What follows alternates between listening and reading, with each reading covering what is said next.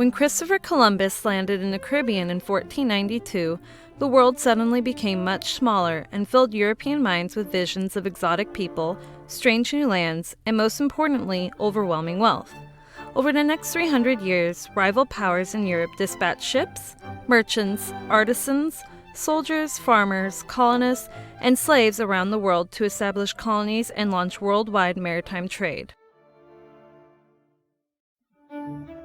By 1700, the Spanish, English, French, Dutch, and Portuguese had developed an intricate global trade network along the eastern coast of North and South America, Africa, India, and Southeast Asia. In an era relying primarily on maritime shipping to move goods around the world, the vulnerability of these treasure-laden ships on the open sea made these vessels prime targets for plunder by either pirates or rival nations. The subject of our film is the inventory of goods procured by a famous Scottish privateer, Captain William Kidd. Kidd was commissioned by the English crown to capture enemy vessels and their cargo. He operated primarily in the Caribbean and around the subcontinent of India. The inventory in question comes from the merchant ship, the Ceuta Merchant, which Kidd captured near Madagascar in January 1698.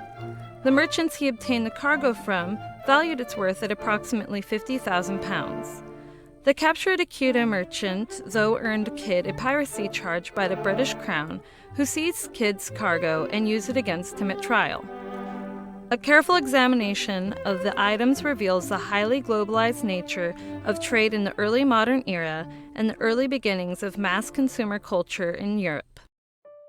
Nutmeg and various spices. In addition to adding flavor to European dishes, nutmeg also had medicinal purposes and was rumored to ward off plague in Elizabethan England. Until the mid-19th century, nutmeg could only be found in the Banda Islands, now a part of modern-day Indonesia. By 1620, the Dutch East India Company had massacred much of the native population on several islands and established plantations to export nutmeg onto the global market. 80 chests of opium.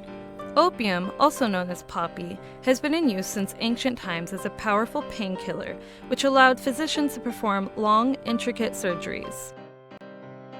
By the 1600s, opium had also been used for recreational purposes, as well as by mixing it with tobacco and smoking it, as well as eating or drinking it.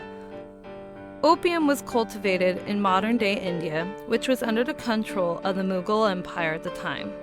Though the Portuguese and Dutch were heavily involved in the Asian opium trade network, they rarely exported the drug to Europe, where it became an exotic luxury item for the very wealthy. 57 bags of sugar. Sugar production was one of the driving forces of colonization, slavery, and global trade since Columbus landed in the Caribbean. Though sugar had long been known to Europe, Venetian merchants had a stranglehold on the trade routes through the Mediterranean, and European countries were keen to establish their own international plantations. 85 pieces of silk rumels. Though silk production had long been a staple of China and even Europe, the Dutch East India Company and the British East India Company preferred to deal with Indian traders and manufacturers due to better access and prices. In addition to weaving traditional bulks of fine silk clothes, Indians also produced beautiful silk embroidery known as rumels. Both the cloth and patterned embroidery were highly prized by the wealthy and nobility in Europe and the colonies. 60 pieces of muslin cloth. Muslin is a loosely woven cotton cloth that ranged from coarse to very fine and elegant. The weight and weave of the cloth allowed air to move through it easily, which made it suitable for warm, dry climates. Though not as valuable as silk, muslin was valued by wealthier Europeans for shirts and dressmaking. 73 kilograms of silver coins and bars. Silver was not only prized as a valuable currency worldwide, but also for domestic use, such as flatware, candlestick, servingware, jewelry boxes, and snuff boxes. The rise of banking, finance, shipping, and investing in Europe during the early modern period led to an increase in the merchant class who demanded high-quality silver goods to display their newfound wealth. In addition to silver coins and bars, Kidd's treasure included silver candlesticks, a gilded silver box, silver spoons, silver cups, and a silver platter. Stone of Goa. Goa stones are named after their place of origin, Goa in India. Handmade by Portuguese Jesuits, Goa are artificial versions of bezoar stones, which are found in animal stomachs. Goa stones are made from a combination of clay, silt, shells, resin, and musk.